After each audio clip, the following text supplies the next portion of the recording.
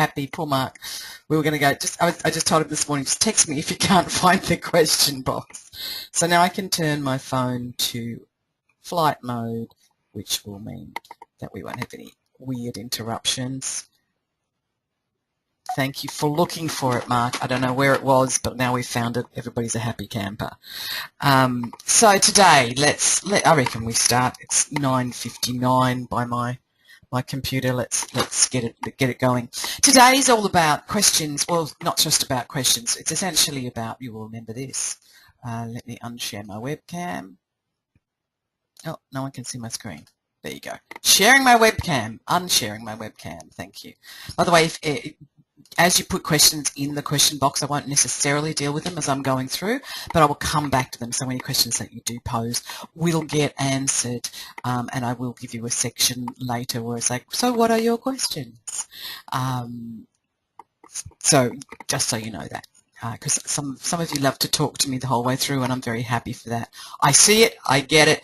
I'm not always going to necessarily stop in mid-sentence to deal with your questions, but I will deal with them either now or on or off air. GoToWebinar actually gives me a summary with the actual questions you've asked, so that if I don't do it during the presentation for whatever reason, I do review that and you'll get a chance. I will email you or speak to you by phone or whatever, so that your questions get answered, or at least so I can point you to the place where you can answer them for yourself. Part of answering questions is essentially judging when sometimes it's actually better for them to find out for themselves. This is also a status question, as we talked about in my videos. So yeah, status question and a learning question, depending on your outcomes. When I'm training, sometimes part of my job is to actually say, you know the answer to that, go find don't go and answer yourself. When you're presenting, you don't always have that same opportunity. So here we are. We're talking about the presenting with presence. We're well into the story of it all. Let me remind you what's in the videos. The people are like Porsches. You remember the Porsche, the story of the Porsche, and my little red 121. I have to say, those glasses. I'm looking at this photograph and going, oh my God, look at those glasses. Let alone, you know, the shoes and don't even talk about it. But one of the things about Porsches is their predictability. We know that they're going to want to go faster than everybody else. We know that status is important to them, and we know that performance is important to them. And you will remember this CPD. Oops, we missed a CPD hierarchy. Where is it? Essentially, it's about making their brains work for you. There's the CPD hierarchy. So, by the way, can I just wax lyrical again about this, the idea of a CPD hierarchy? When you take the discipline of actually saying, what's the one thing I want to say, and what are the 3 sub-points I want to say, and then of those, what are the sub-points? It's a terribly hard discipline to have, but when you have it, you can do anything. So you can write chapters of books like this. You can write theses like this, because for every 3 that goes down, you can keep going down into a pyramid. What it does is forces you to get disciplined about what you're actually going to talk about. So these are the things I talked about in the video, and we will add to them today. If you have any questions about it, you got the box. Thank you, yes. All right, so we talked about those questions you don't want to don't want to answer, and how it would be great if you could actually celebrate getting a question rather than worrying for it. We're going around in a circle, and I talked about one of the major ways I use this. It's called the My Friend John pattern in Neuro-Linguistic Programming, NLP. The My Friend John pattern, which is essentially saying, oh, I've got a friend called John who's got that problem. Let me tell you what happened with John. So you answer with a story, and you lead to your idea that you want to actually answer. So it doesn't matter what they've asked you, you will always be leading to one of your points on your CPD hierarchy. This means sometimes you can get stuff out of the way. If you've got content you must cover in your period of time, sometimes a question will allow you to bring it up and deal with it, and then that saves you time and gives you more opportunity for people later to do other things. But essentially moving to your answer rather than moving to what you think they want you to hear. It's kind of a bait and switch, but it's also, if you make the story relevant, remembering that you've got to use the bridge. The reason I'm telling you this story is, or something in that nature. It's got to be relevant, and when it's relevant, everything gets easier.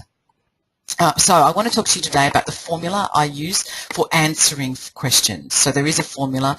It's not a difficult formula. It has 5 steps. Let me show you what they are. But first I want to tell you a story. I went to a presentation once. One of my clients said to me, "Oh, I'm seeing this Buddhist monk. He's amazing. You have to come see this Buddhist monk." He's at the Hilton in Sydney, and it was, I don't know, there must have been 400 or 500 people in the audience, and the little guy in his robe, and he was very insightful and very interesting, and I was quite entranced by his presentation. And then he took questions, and it was like all the energy in the room got sucked out, because someone would ask a question about their deep and meaningful, I'm constantly ill, and what does that mean, and how can I fix it?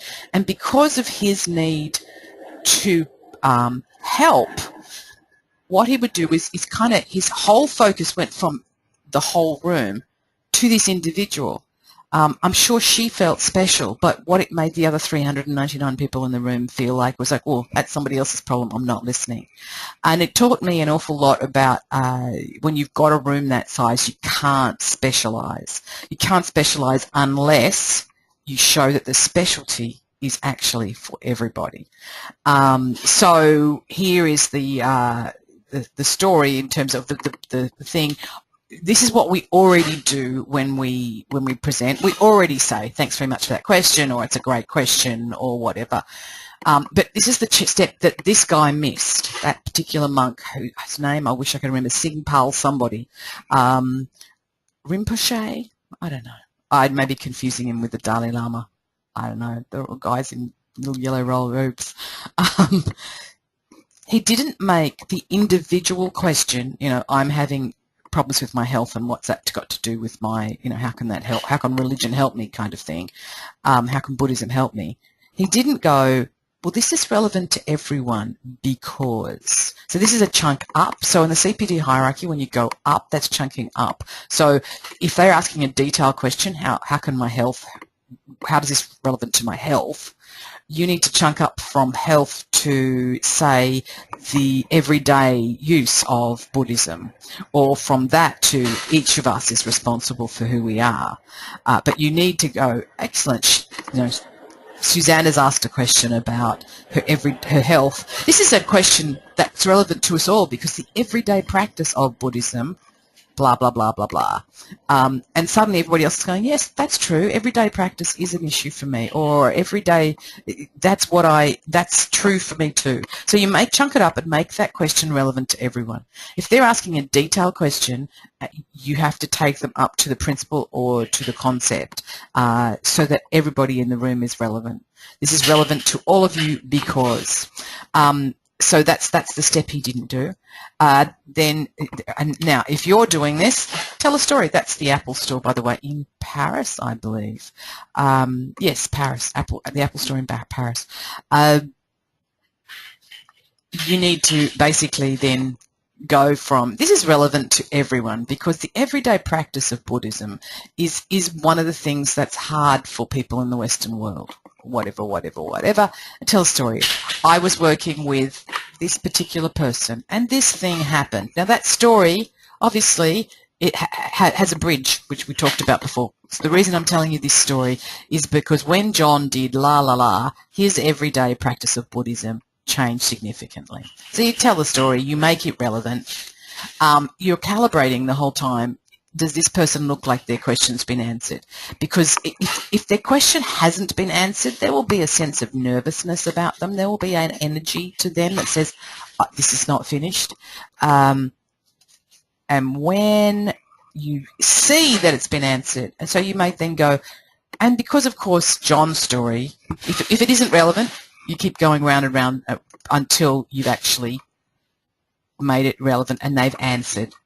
They look like they're answered. When they have actually got the sense, you've got the sense that they haven't been answered, you ask this question: did that answer your question? But you don't ask it if you don't think it's true. Now, it is possible sometimes you don't have time to cycle through till they're satisfied, and it is possible sometimes they don't actually know what question they're really asking, or they're just asking the question because they want to show how smart they are. If you sense that it's asking the question to show how smart they are, refer to the videos where we talked about status. You'll never satisfy them, so you may as well answer the question you want to answer. So the formula is essentially those 5 steps. I'm going to demonstrate it for you as you give me your questions. But that's essentially it. Let me go back.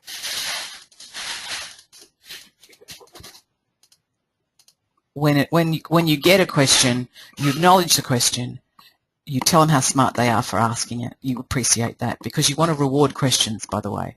If you reward questions, you'll get more of them. If you're running out low on time, don't reward the question, but if it's the beginning of your day or your presentation and you want questions, you want interaction, reward those questions early. Give them chocolate even if you want to. Thanks for asking a question. Here's a chocolate. You make sure that you chunk up so it's relevant to the whole audience, not just the person who asked the question. And by the way, this is important with your body language as well. So some presenters, and this particular Buddhist monk did it, he kind of approached the person who'd asked the question and got closer to them, which physically cut out the rest of the group. So you need to be aware that if someone asks a question, you then have to generalize your eye contact as well. You need to look at everybody, not just the person who asked the question, because you could be answering this question for another 3 minutes and everybody else feels like they're shut out.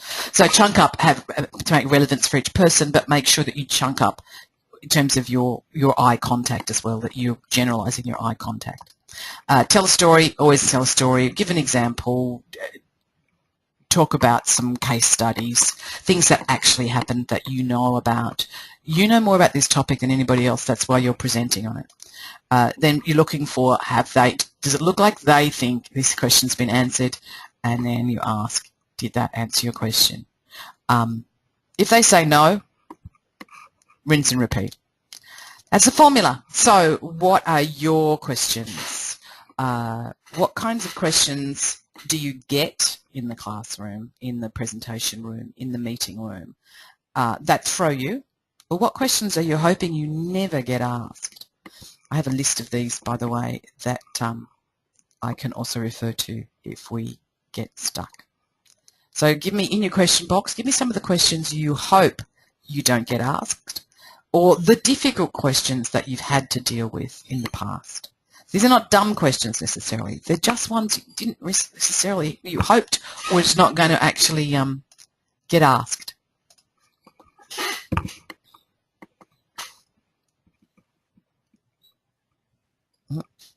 Pardon me while my screen just adapts so I can pick up these difficult questions as well. Okay, so it depends on, obviously, on the kind of training that you're doing. Yeah, when you're training, when you're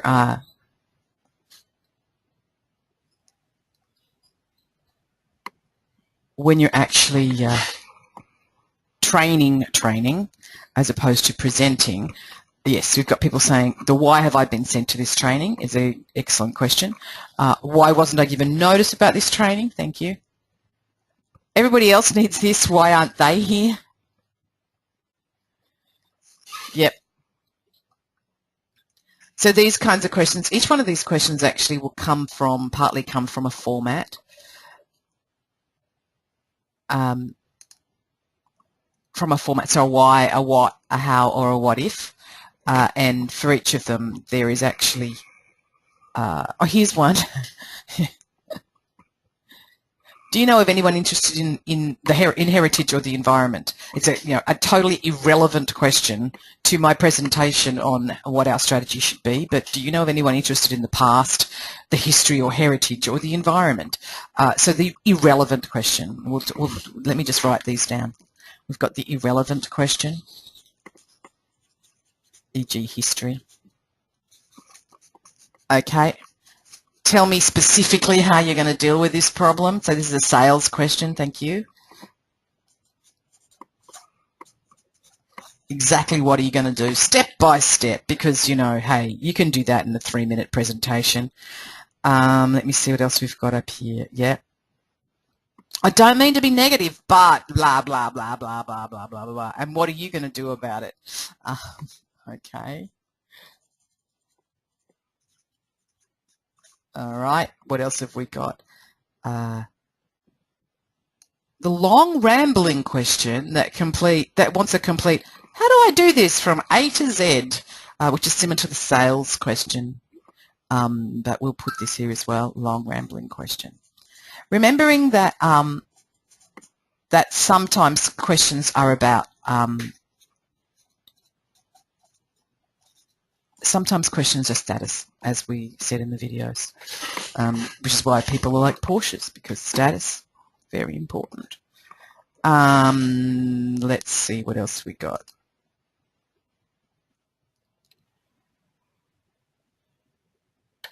Why would we believe your revenue projections? Okay. Thank you very much for these. Every time I do this, I find more, wow, that's a great question. I'm glad no one ever asked me that one. Okay, here's one. How much are you getting paid for this? This could be a interesting question. Yeah, and then there's the how old are you? Questions you don't want to ask. Now, there's many more. As I said, if I can't get through them today, I will work with you offline to answer those. But let's do a couple of, I'm going to switch to my webcam. Here we go. Click to share your webcam. There's the questions. Irrelevant questions. So these are ones I'll deal with right now, and we will come to more later. So if you have any more, just please put them in the question box, because I love to deal with the thorny problem. How do I deal with that? That's a tricky question for me.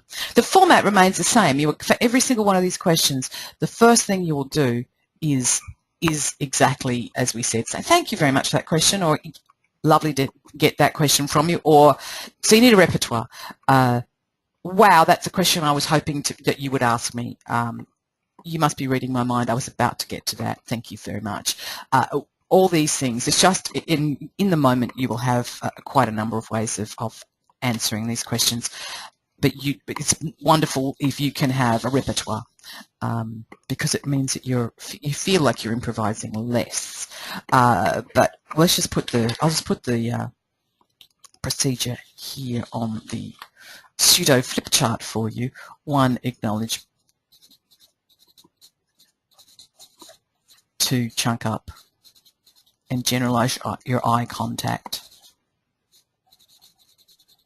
So make sure that everyone in the room feels that this question is relevant to them in some way, or as many people as you can make it relevant to. Then tell the story or give the example which leads to your outcome. Now, sometimes your outcome is the answer. You know, sometimes the outcome that you want, your outcome, your theme, the thing you want them to do, be, or have, sometimes that is the answer to their question. How do I, blah, blah. When do I, blah, blah. Sometimes it isn't. The beauty of this is you get them to your thing, and then you can, if you need to, bridge again to their answer.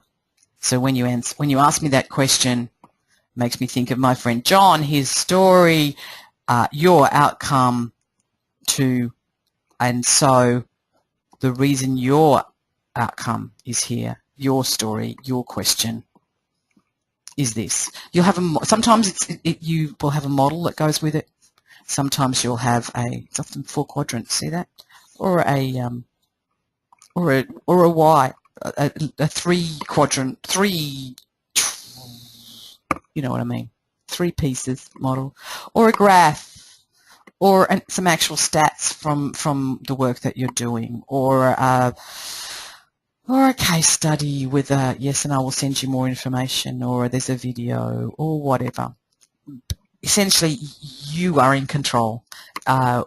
Somebody yesterday was saying to me, yes, it was one of the women yesterday was talking about being at a job interview and how she had felt she was kind of being pushed around with a job interview, but when she started to take a similar process to this, she used STAR, situation, technique.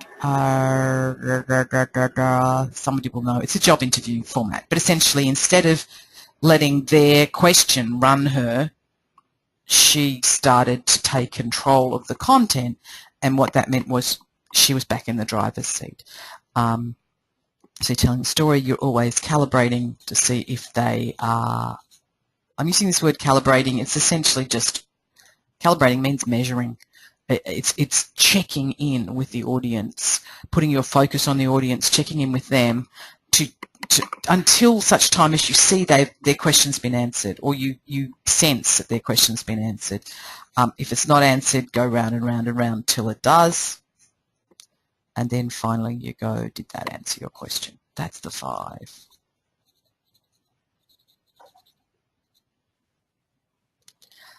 So let's talk about an irrelevant question. I'm going to put myself in the shoes of, we're presenting, okay, we're just presenting a client, let's say it's an opening meeting. You've got half a dozen people who are kind of the managers of an area you're about to go and work with. This is going to happen to me this afternoon, so I may as well play with it now. So this is a conservative organisation. I'm doing a review of their administrative processes in order to help them be more efficient and effective in doing that. So basically it's like, what are we doing? How could we do it better? So let's assume somebody in that audience makes us the irrelevant question. So how is this? Do you know anybody who's interested in sustainability? So status-wise, they're my new client. So I need to actually I need to answer this question. I can't just say that's irrelevant. We'll deal with it later. Sometimes you can. If your status is high enough, you can say, great, let's take that offline. And you've seen this happen in a lot of, or you've experienced this happening probably in a lot of, I find it in online meetings, people go, not relevant, let's take it offline, and they deal with it elsewhere. But let's say I have to deal with this in the room. It's an irrelevant question. So I go, thank you, Terry, that's an interesting question. It's relevant to us all because one of the things we find with efficiency projects like this one is that sometimes we ask a lot of questions and we need very few. So, for example, if you read in, I was reading Malcolm Gladwell's Blink just recently. Malcolm Gladwell talks about research done, I believe, by the Black Swan guy, but essentially in that research they talk about when someone comes into the emergency room with a suspected cardiac arrest, there are 3 questions they need to ask, just 3. If they ask more than 3 questions, and if they get information that's outside of those 3 questions, their judgment becomes clouded. And so what happens is they can misdiagnose and miss a cardiac arrest, and someone might die. Now, that's important, that people get very, very clear that sometimes we need to only get a certain amount of information and no more. And so when you ask about, do I know anybody who's knows something about history and the environment, I'm very interested to talk to you that outside of the classroom, outside of this room, but for the moment, I'm going to say they are not the 3 questions I need to ask to help you make sure that your organisation's heartbeat is working well. And for that same reason, I'm going to say, please check with me before you ask people to inform me of stuff in this project. I've had previous projects where people kind of just want to get on the bandwagon and give me their 2 cents worth, and they're often outside of the scope of the project that I'm looking with. So I'm wanting to diagnose the heart health of this place. And so I'm going to say to you, interesting question, not relevant. Let's move on. Did that answer your question? No, it won't have answered his question. It didn't answer his question. But I've basically said to him, I'm an expert. Piss off. I said that in a nice way. But essentially I did. This is my I am the emergency technician. Here's my status. Leave me alone. It is an organisation, quite frankly, where somebody goes, I need to have something to say about this review. You go, who the hell are you? You don't even have anything to do with it. You don't have anything to do with the work. You don't know what this department does. You just want to get your little status crown happening. So yes, I tell you need 3 questions. This is a heart health question a lot. And the word heart, of course, it appeals to a lot of organisations that are quite conservative. The heart is important to them, their own hearts and the hearts of their people. So that would be the kind of way I would answer an irrelevant question. I love that story. You can go and read Malcolm Gladwell if you want to. Blink, certainly. That's a brilliant story. I believe it comes from the guy who made The Black Swan. Who's Taleb, Nassim Taleb. I'm pretty sure it comes from one of his, some of his research. And you can certainly find it in Blink. Blink's a wonderful resource for stories, and that, by the way, is totally true. Whenever you read a business book, if it's a well-written business book that isn't just about charts and data, they will have stories and case studies. Perfect. Look for the ones that are relevant to the kind of work you do. When I used to read paper books, I used to have a pen and I would actually write in the front page, page 96, magic formula story about dealing with details. Page 103, as I was reading through, I'd kind of put a star next to it in the page and go back to the very front and go, page X, magic formula story about this, about how many questions you need to ask to determine a heart attack, for example. So let's look at the next question on the list. Here it is. Tell me specifically how to deal. It's a sales question. Tell me specifically how you're going to deal with this. So this is essentially, I would, if I'm getting this question, I would be going back to our why, what, how, what if. This is in my brain before I even think to answer it. We're kind of unpicking the thought process. Anybody who's asking what exactly are you going to do, you think it's a what question, but I think it's a why question. I think it's they don't trust you.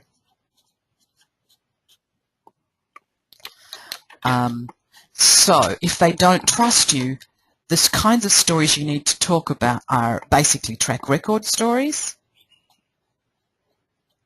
You don't say you don't trust me. What you say is, here are all the people who trust me. You need to talk about your track record with other organisations. You need to maybe pay them a little court, a little bit, give them a little bit of status. Trust, it could also be about, I talked yesterday at Presentation Mastery about scarves. S being security, certainty, autonomy, relatedness, and fairness, which is a David Rock model. Chances are they want some certainty. They may be, depends what they're asking. They could be asking about how much, how specifically you're going to deal with this, because they want to know if they're going to be boxed in. They want to know if they're going to be consulted. They want to know if the outcome's going to be fair. They want to know if they're going to be safe, and they want to have some certainty. Now, you can't deal with all those things through just going, I'm going to look after you. You will know at all points what's going to happen. You can't. You could. You will always have the possibility of choosing, and we like you, and we will look after you fairly. Some of those things you can't promise. But if you start to talk about the track record that you have with other organisations, you can do it. So let's try it out. I'm going to make this up. see how it goes. Tell me specifically how you're going to deal with this problem. Let's define the problem as, well, may as well do it on the project that I'm starting this afternoon. So tell me specifically how you're going to make our recruitment process more effective. How are you going to do that? Thank you, Bob, for asking that question. Actually, let's make it Sheila. We haven't had a Sheila for a little while. Thank you, Sheila, for asking that question. I'm sure other people have asked that question too. The details of how consultants do what they do, we tend to shroud it in mystery. It's like a magician doesn't want to reveal his tricks or her tricks. I can't tell you exactly what I'm going to do step by step. First of all, because then we may as well just be doing it by the time I get through the intimate details of every single section of what I'm doing. We may as well just do the project. But let me talk to you about some of the things I've done in other areas. I worked, for example, I'm working at the moment with your programs unit. And your programs unit is essentially functioning well, but would like to function better. They've had the new, as you know, the new SAP version came in the last 2-3 years, iLearn, and iLearn has changed how they work. They're essentially going, we know we can do better, and that's what you're talking about right here in recruitment. You're talking about the same things. We know we can do better. What we're doing with them is I have sat down with each member of staff, and they've taken me through what they do, taken me through what they do with the computer. They've talked about, we've sat down individually and gone, what pisses you off about the system? I have talked to each one of their internal suppliers, and I also have gathered the data that I can gather from SAP to create some baselines. So how are we going to do your project? Chances are we're going to do at least those things. Let me talk to you about, so we have done this in 2008. We did this for you, and you've seen that report, and you know from that report that we are thorough, that we chunk things down to here's the phases that you need to go through, the most important fixes first, and then the fixes. You will always have the choice, because what you've asked me to do is essentially come in here and make a report for you. You haven't asked me to make any changes. So you will always have choice, and you will always be able to work with the staff to make the choices about what works best given who you are. How are we going to do this? We're going to do it step by step. And can I say, here's you can table some stuff. Here's a outline of what we've done with your accounts payable section, and here's an outline of what we've done in a similar organisation to yours, where they were also looking at the recruitment process. You can speak to all of these people, but in the end, it's about, do you think we will communicate with you? In the end, this comes down to, who do you trust? I know that's a difficult process, and I can certainly give you people who can tell you how much we've got, how much experience we have, and sometimes you have to go with the faith. So that kind of gives you some of the sense of where we are. And the bottom line is, Sheila, you have to trust me. I'm on the approved suppliers list. I've done a dozen jobs in this particular organisation for you, including one for you 7 years ago. Does that answer your question? So, question answered. Well, at least pretend I'm now talking to you, not to the person who asked the question. part of what I did was actually answer the question. Sometimes you do want to answer the question because everybody else in the room is going, God, I don't know what she's going to do. Sometimes it is not a trust question, and in which case feel free to answer it, but you don't have to go into mega detail. Go, this is what I've been doing. This is what I'm going to continue to do. You know, if you've got a 36-week process, you better have some kind of CPD or a model or a picture that goes, we're going to do this, this, and this, depending on how sensate your learners are. So in the Myers-Briggs, there are sensates who are essentially about, give me facts, give me concrete things. And then you have intuitors.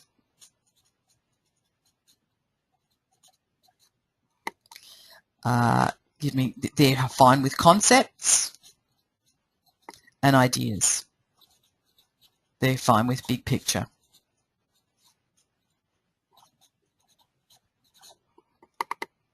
Now, I'm not a sensate, but I deal with a lot of sensate clients, and this particular client that I just used to answer that question, they are very much, you know, let me know exactly what you're doing, but it's not exactly, it's just them being reassured that I have some process and some kind of methodology.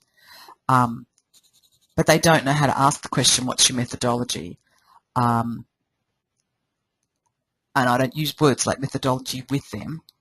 I talk about, I sit down with your people, I make this happen, I take out all of the data that you've got and I reassemble it into some kind of order.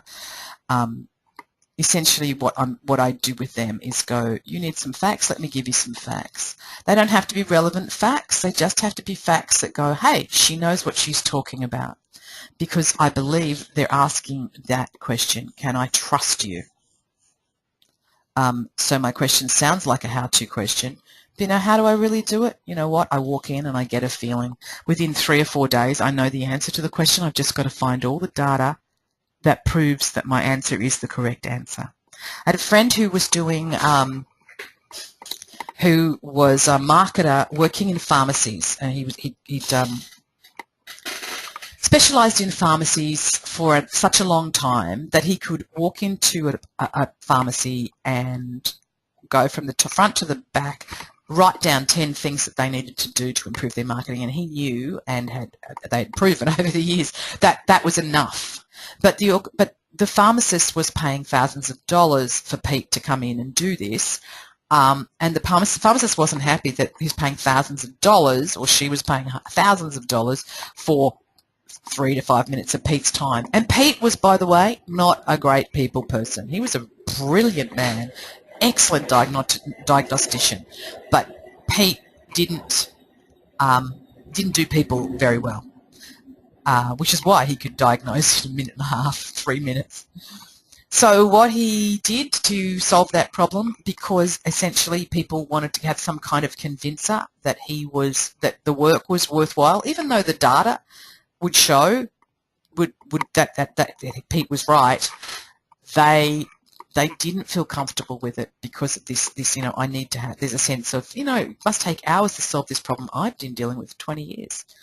And so what Pete did was he actually engaged some junior consultants who were all nice people, and they came in and went through with the pharmacist and let the pharmacist talk to them for hours and hours and hours, and Pete would swoop in, do his 3.5 minutes, write down his thing, give it to the junior consultant, and then the junior consultant would work through it with the pharmacist. And so over a number of days, the pharmacist felt they were getting value, but the value came from Pete, not from the people. They didn't trust the process because Pete wasn't a people person. The more you can actually, as a salesperson, deal with their emotional needs to be secure and certain, to have autonomy, to have relatedness and fairness, then the more it is that you will be able to sell it, because you've got to satisfy the underlying things, not the overt things. So this is kind of done. We've done this one. We've done this one. Uh, let's do the don't need to be negative and the long rambling questions one together. Partly because of time and partly because the answer is going to be very similar. Let me just change the colours of my textures for a little bit of variety. How you doing over there? Let me know how you're going. Is this helping you? Is there something specific you need? I've been through that process a number of times now for you. Let me know in the question box. Is this helping you? Is this giving you a sense of what you need to answer questions? Okay. Yep. Brilliant. One of the things that answers everything, yeah, absolutely. Stories. You need stories and case studies and examples. You need on the floor, on the shop floor, at the coalface, understanding of what people are doing as much as you possibly can, because then your stories become automatically relevant because they came from their environment. But it's also totally possible for you to take a story they may have told you, or a story like a Blink story with research. I use a lot of research stories because I like to be able to say to people it's proven by research. It appeals to sensates to have it proven by research. Even better if you can have a picture of the brain or something that goes with it. That makes it even better. So yes, let's deal. Okay, thank you. Yeah. Beautiful. We're going to deal with the don't mean to be negative, long rambling question. So it's literally the I don't mean to be negative, but I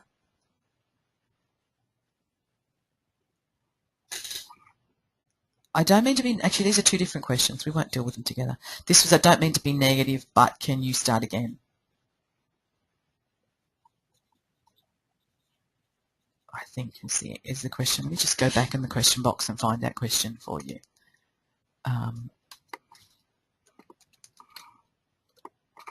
There you go.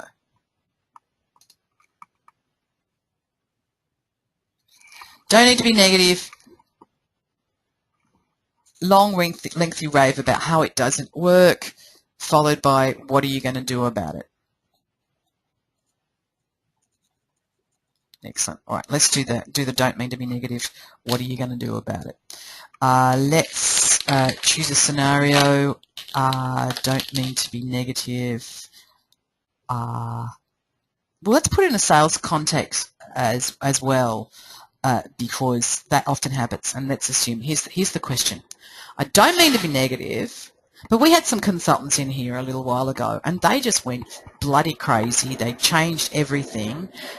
Everybody felt like they had no idea what they were talking about. All they did was tell us exactly what we already knew. It's like they came in, they wrote down what we said, and then they presented that as if it was some kind of brand new idea. But in fact, it was the same thing. So how are you going to be different? So don't mean to be negative. Consultants have mucked us up in the past. How are you going to be different? So again, it's a trust question. In a sales process, trust is a major deal. In a sales process too, there's a David Maister who wrote The Trusted Advisor, or co-wrote The Trusted Advisor with some people. He also wrote how is it called? Managing the Professional Services Practice or something like that. Maister, M-A-I-S-T-E-R. He's now retired, but there's a lot of resources still on his website, and his books still exist. He talked about in a sales process, clients basically had like a 26 point checklist, but let's say I'm going to give you as many as I can remember. But one of the things he talks about is clients feel dumb. They feel like you're the guy who's come in with the answer, and I feel dumb. I feel dumb because if it's so obvious, as, for example, the pharmacist with Pete's example, if it's so obvious that you can see it in 3 minutes, how come I haven't seen it? I must be dumb.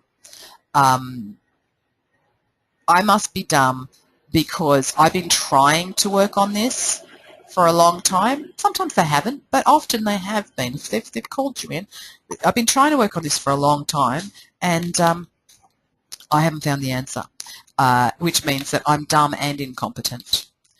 So dumb and incompetent, what a nice thing.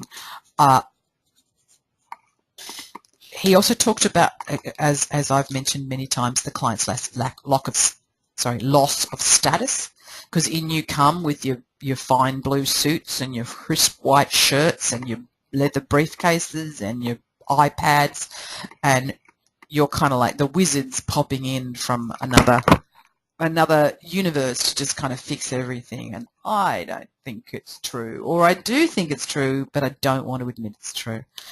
Meister also talks about essentially the kind of well, I could do this, but I just don't have time, and you're just making it harder for me because you're going to suck more time from me. Why don't you just come in and fix it without taking any of my time? So these are the kind of things, and I talked about trust before, but let's assume that some of this comes into, which is essentially undermining their certainty in the SCARF model, and to a certain extent their sense of fairness. How come you can do this and I can't? Possibly their autonomy. You're going to ask me to do stuff I don't want to do, or you're going to make me do stuff, or my boss will make me do stuff because you told me that you need to do it. These are some of the things. I'm sure there's more. Oh, security. What if they come in and find out that I'm so dumb and incompetent that I should lose my job? What if I'm the problem? So security, certainty, autonomy, relatedness, well, we could probably threaten relatedness too. You're going to find that the problem is my best mate, and you're going to tell me that I have to fire my best mate. Suddenly relatedness is gone. If you're threatening my job because I'm dumb and incompetent, you're threatening my job as well, and I might lose my work environment, which is part of the source of how I feel secure. All of this stuff, this is what they're thinking. This is not conscious thinking, but this is all behind it. So when they ask I don't mean to be negative, but we've had consultants in here before, and basically they did all this to us. How are you going to be different? What are you going to do? So the answer to that question in a sales environment, let's try it out. Let's make it up. So it starts with, thank you very much for that question, or I'm glad you brought this up because it's hard for us to know how to bring this up, but we think it's important. Make it important. This is the most important thing that clients don't speak about, so thank you for naming the elephant in the room. However it is, make it clear that answering this question made this person, where is it?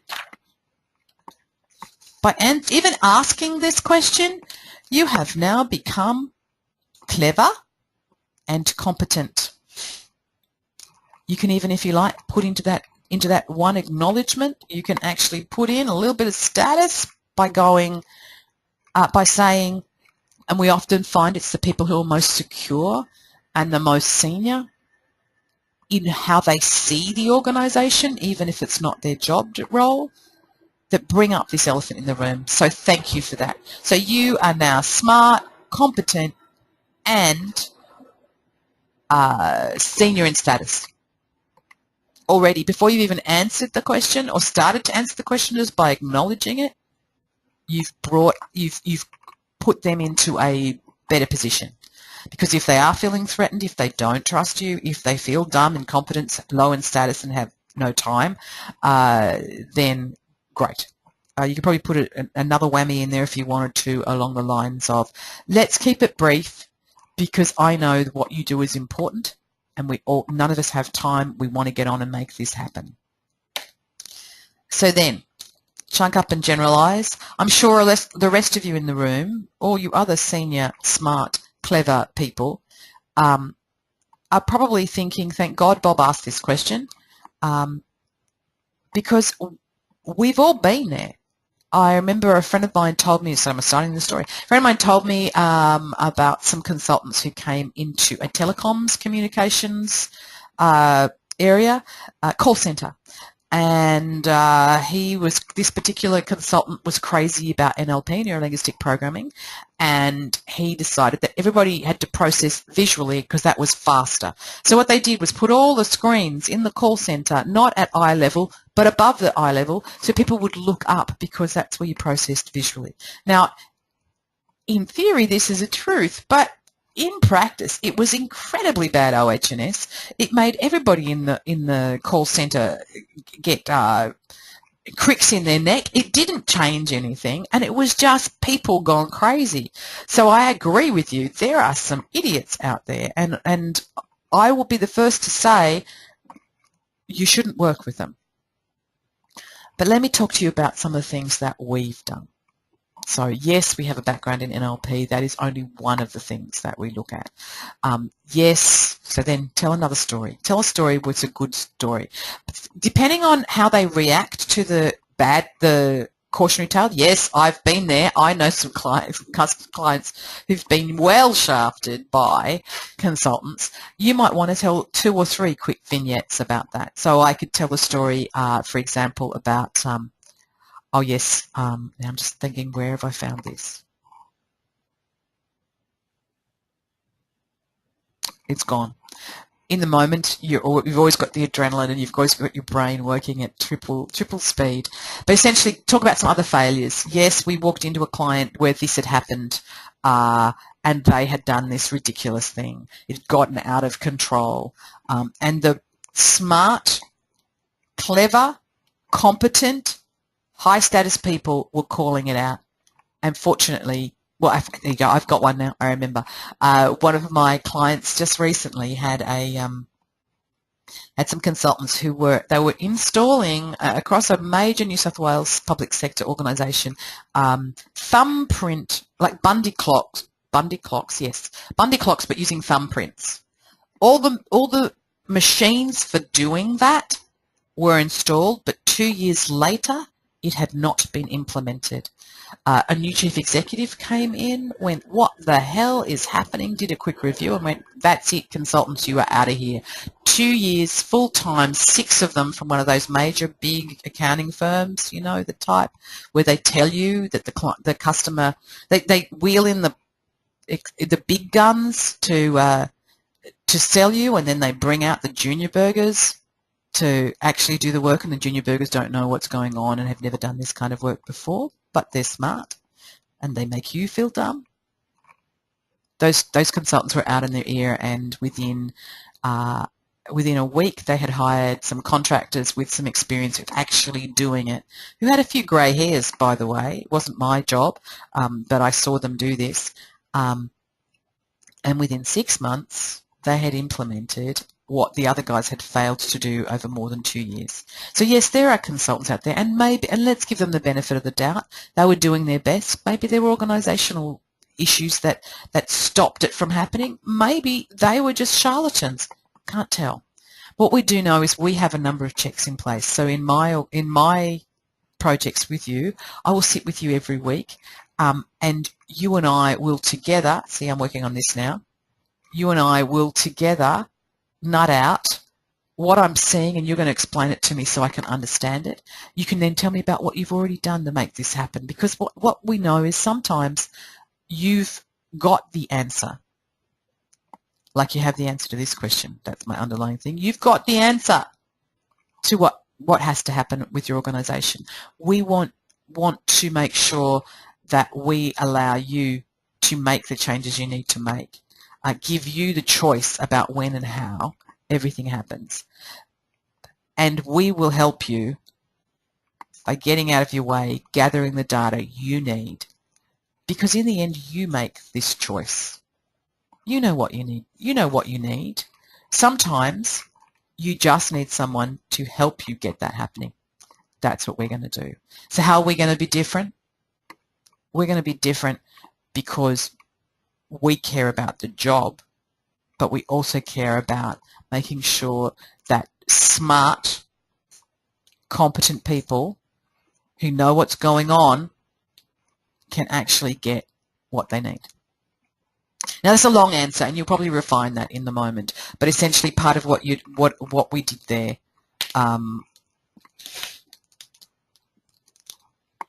what I did was go, I need to make you feel smart, I need to make you feel competent, I need to make you feel high status, I need to make you feel that I'm going to save you time so that you feel secure, certain, fair, autonomous and related.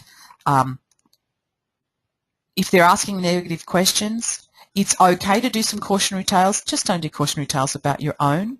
They're not client nightmare stories, they're consultant nightmare stories. We can tell hundreds of those because we've been around for a while. And all the time, you're waiting for them. When you're calibrating, when they're telling us, we are telling a story about a horror that happened at a telecoms organisation and how nothing got done or it was ridiculously done, you're looking for them to nod. And it's totally fine to be interactive and go, oh, you probably heard this story. And then they'll tell you a story. It's totally fine for their answer to be their story. Let them get it out. Let them get it out, because then you can actually refute each detail if you want to. You can find out that this is not what you need to refute in your argument. It may well be that what they want to know. I had a client recently. We did I was lining up for some coaching, and she gave me we had a consultant and they did this and they did that and they did that. And I just asked them more questions. Tell me more about that. Tell me more about that. Because it's a one-on-one meeting, so I was able to do that. And then I could actually go, excellent. So you talked about using models that weren't your models. Give me your corporate models and I will. So there were actually details that I could refute, the models that they were using, the confidentiality that they required, the time it took to get a result, that we got results. These were her specific issues. If you've got a room full of people and you don't have the luxury of finding out, then you will need to essentially cover all bases by giving your own examples of, these are stories I already know about, of people going haywire as consultants or whatever it is, so whatever the negativity is. Yeah. We've got 5 minutes left, so I want to just deal with a long-rambling question, which starts with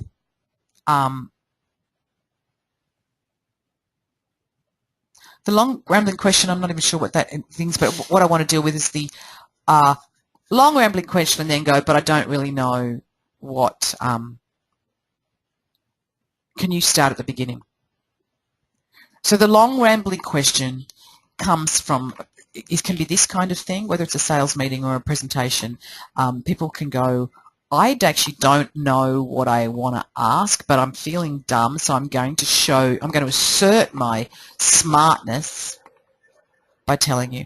Long rambling questions can also come from people who are essentially extroverted processors. I never remember if it's extrovert or extravert, but essentially what we're saying, their thinking is extroverted. They don't know what they're going to say until they finish saying it, but part of what they're doing is when they're asking a question is going, here's what I think, and often they get to the end of that question and go, really, now I know what I think, I don't care what you say.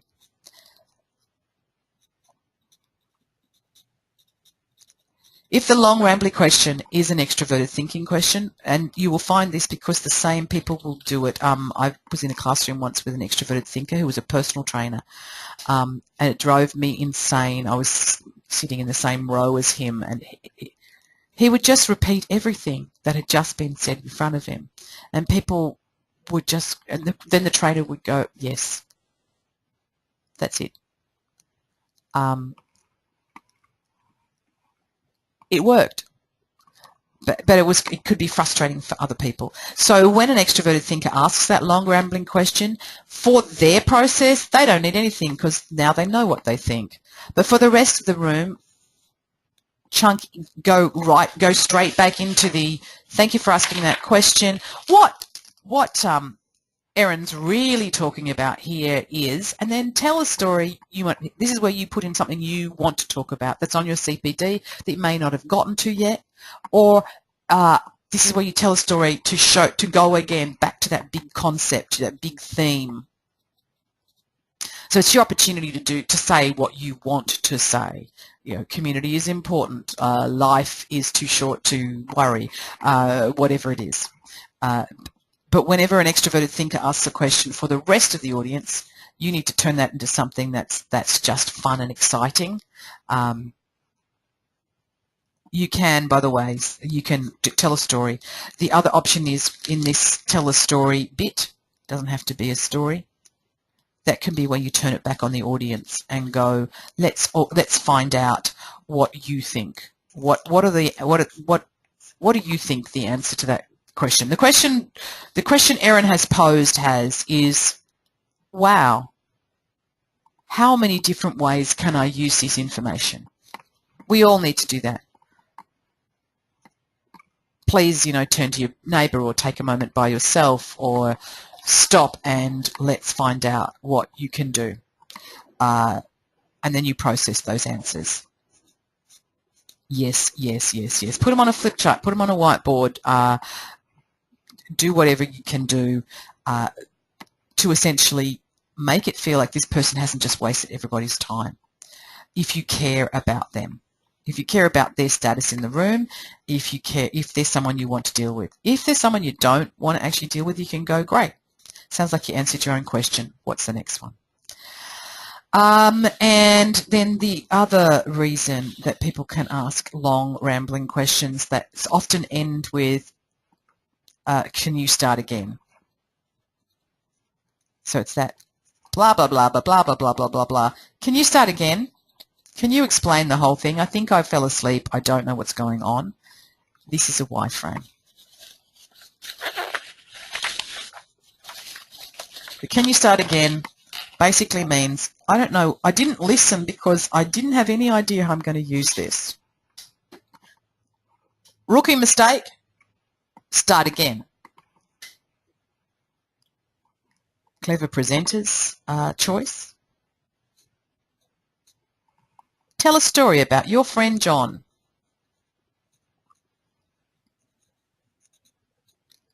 Who, strangely enough, he too encountered this model, and he, we were having coffee a couple of weeks after, and he's saying, I just found it, I just didn't want it. And then he got asked this question by a client, and he went, oh, this is where I need the why, what, how, what, if. So tell a story about someone you know. By the way, whenever you tell a story about someone you know and you're really telling, you want it to be this person here, the person in the room who's asked the question, make this person smart, make this person loyal, make this person whatever the characteristics that person would see in themselves. So if Al's asking the question and Al sees himself as a community-minded guy, he sees himself as smart and loyal. If Al sees himself as someone who has a grip on reality, then your friend John, who's the story you tell about, and it doesn't have to be John, it can be a real person, better if it is, bend their case a little bit to have those qualities of a good community-minded person, very smart, very loyal, great grip on reality. And then when you tell a story, they're identifying with Al. Al is identifying with your friend. I've got a friend, my friend Susan, my friend Pete, who works in pharmacies, whatever it is. And they have these qualities. You can even describe them physically if you like. He's a tall guy. He's got little glasses. He looks a bit like Harry Potter. Whatever it is, if you can describe them and they look a little bit like Al, even better. Don't describe them as ugly. Whatever you do, they want to be good. No client wants to know that they're ugly. So if you're getting that question, can you start all over again? Give them a story about someone who used the information or someone who eventually rejected the information and then found out how useful it was. You can always, at the end, go, and I'm very happy to talk to you offline about this. the bottom line is sometimes you've got the information, but you don't know how. So this is kind of where we're sitting in terms of answering questions. If you have any more questions, if you have a success in answering a question using the 5-step formula, please let me know, because I love to get real live feedback, and I will use the stories disidentified at another point. So thank you very much for tuning in. You will receive some videos all about story, more about story in the in the next few hours, I think. Let me know if you don't receive them, and I will make sure that my robot is doing what it should be doing. Any final questions before we leave? Thank you. Yes, okay. Yes, got to go to a meeting. Thank you. All right. Thank you very much. Please feel free, email me, let me know how everything's going. Otherwise, have a lovely day, and we'll meet you next Thursday. Bye-bye.